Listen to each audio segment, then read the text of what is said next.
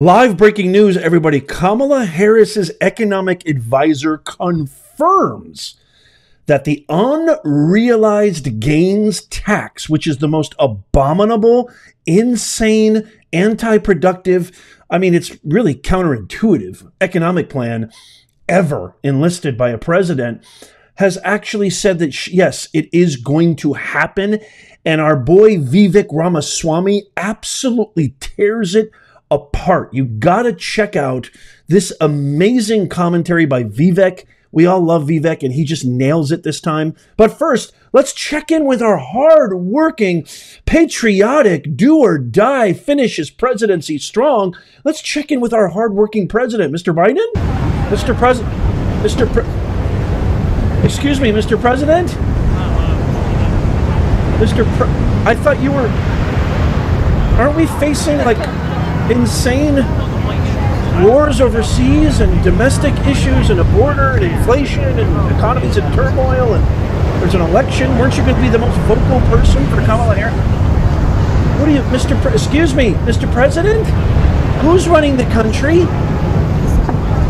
It is President Biden, Tombstone Biden, vegetable in chief, taking his second straight vacation in a row, you know, because he deserves it. He's done such an amazing job in the last 4 years. It's been so rough, you know, destroying the economy, creating record-breaking inflation, skyrocketing gas prices, energy prices, utility prices, food, goods, consumer goods, products, opening up our border to over 18 million unvetted, undocumented, illegal migrants, creating practically, you know, putting America in the worst position global and geopolitically. We're on the brink of World War III. You deserve a vacation. Have a mimosa, Mr. President. You've done an amazing job, you giant mook. But in all seriousness here, my fellow Americans, Nez Nation, this is the guy who picked Kamala Harris. This is the guy who won and beat out Bernie Sanders when Bernie Sanders took a huge lead. The consortium, which he admitted, took him out.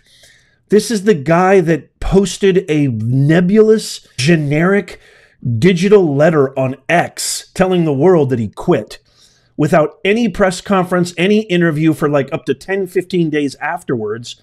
And then all of a sudden we've got somebody who's now the nominee in what was, you know, could only be characterized as an absolute disaster of a Democratic National Convention. The DNC was useless. There was nothing, I mean, zero substance. He said he was going to be the most vocal volunteer for Kamala Harris, and he just got back from a 6-day vacation in California. Now he's in, I can't even pronounce it right, Hiboeth Beach, I guess, in Delaware, for another whole 7 days. Back-to-back vacations.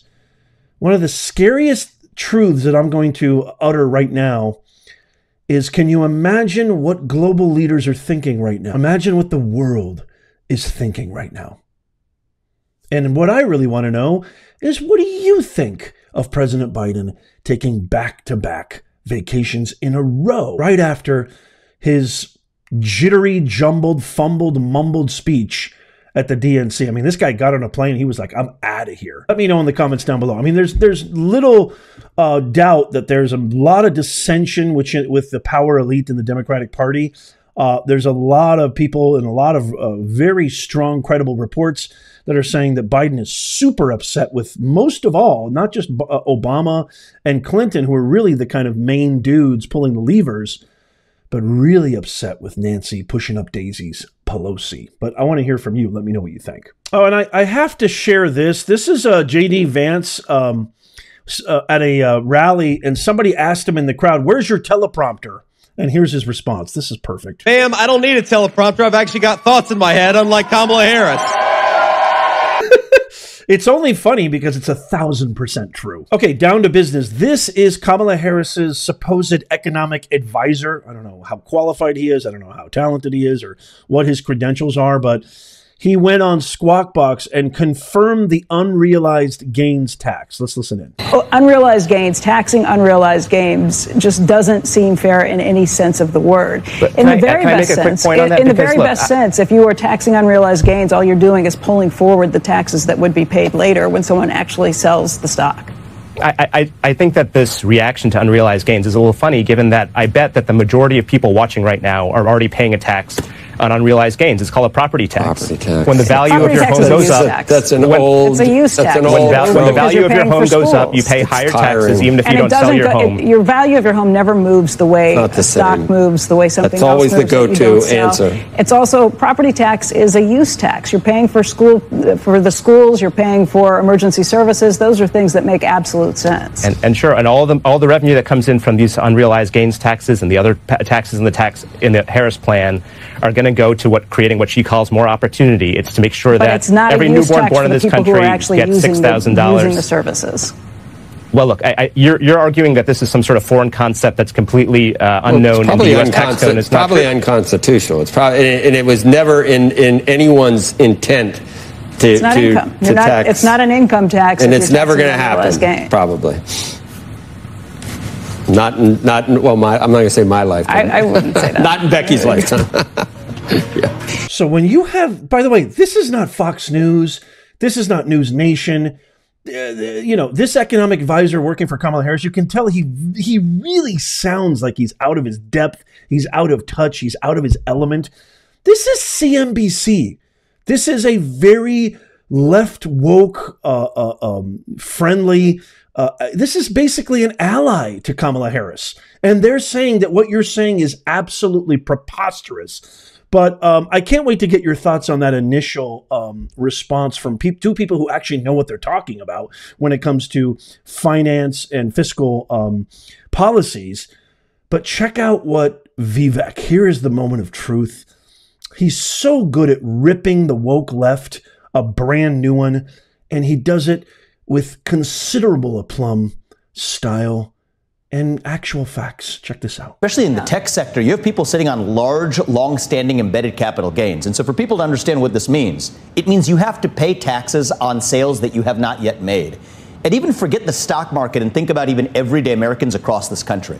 That means that if you're a farmer or if you're a small business owner, you will owe taxes with cash you literally do not have in your pocket to pay those taxes. Insane. That is a formula for a second Great Depression.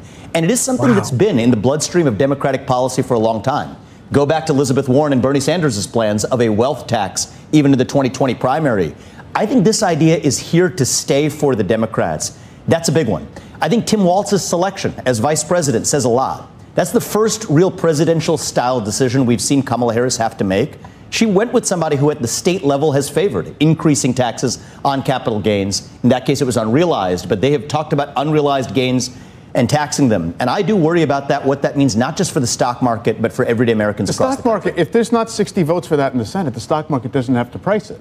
Yes, 60 votes, or if you agree. I respectfully disagree with one aspect of that, because Kamala Harris has been the chief proponent of ending the filibuster to ram through her policy objectives. Yeah. And so if she's the president of the United States, and in my view, God forbid, a Democratic Senate to aid her, that could be 51 votes. And could you get to 51 votes on a major change in tax policy like that? I think the answer is absolutely yes. I think that's conceivable. And so for a lot of business leaders across the country, one of the questions they might want to ask is which is going to be the administration that's more friendly to business? Well, we don't know where she stands on tariffs. We don't know where she stands on a lot of other questions. But on tax policy alone, the idea of not just raising tax rates, but raising tax rates and applying taxes on unrealized income, that is a catastrophe of epic proportion. Vivek is 100% right. I mean, do I have to really keep going through the litany of things that she has botched throughout her career? DA of San Francisco. San Francisco is a dystopia now. Attorney General of California. California is experiencing the largest deficit crisis in the state's history. Never mind the largest illegal immigrant invasion. Never mind the largest gas tax, the largest taxes, period. Never mind the largest exodus of residents and small businesses alike, including just recently Chevron, Elon Musk, In-N-Out, a whole bunch more. She had one task as vice president, which was the borders are. We have the worst southern border crisis in the history of our country. And now they want to give her a promotion. And now she's touting this insane unrealized gains tax that I agree with Vivek will quite literally cause an economic collapse of perhaps, I'm knocking on wood, Great Depression proportions. She is the worst thing that's ever happened to our country. Check out this brand new ad that absolutely obliterates anything that she could ever do. When you apply for a job, you're supposed to have a resume that actually bespeaks experience, track record, achievements, accomplishments. You don't get a job without having a resume and without giving your resume to the actual employer. She hasn't done any interviews. She hasn't sat down with any real Americans and taken real questions. And now watch this amazing ad, which I think ties everything together beautifully. Everything we can to make it more affordable to buy a home.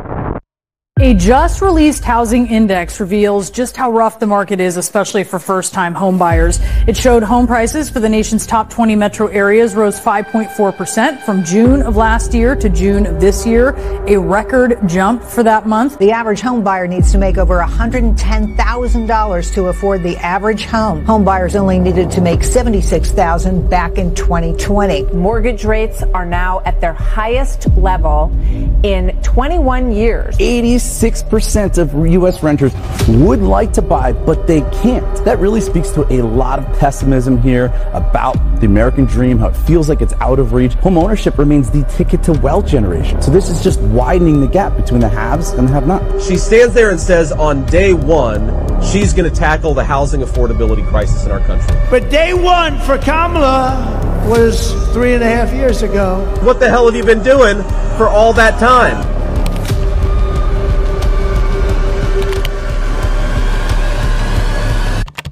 Fellow Americans, I need you to tap that thumbs up. I need you to share this with as many people as possible. Everybody keeps buying into the garbage, the word salad, the verbal gymnastics, the empty concepts, empty plans, empty rhetoric. We need America to be informed. Share this video with everybody. When you tap the thumbs up, it's not for me. When you tap the thumbs up, guess what happens? The algorithm pushes our video to more people. I'm going to share. It takes you less than a second. Do it right now, please. I want to share something on a funny, upbeat, positive high note. Check out this amazing video that has gone viral all over the internet of this amazing, I don't know who did this. I'm going to find out who did this because I'm going to send them some gift cards or something, some merchandise, some hats, I don't know. But look at what one resident did, made these signs and put them all across their city. Check this out. This is awesome. Whoever did this, absolute hero among us. Drug traffickers for Harris. Drug traffickers. Illegal aliens for Harris. We got shoplifters for Harris.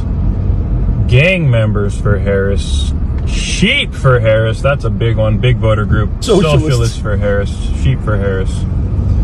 Shout out Gilbert, Arizona.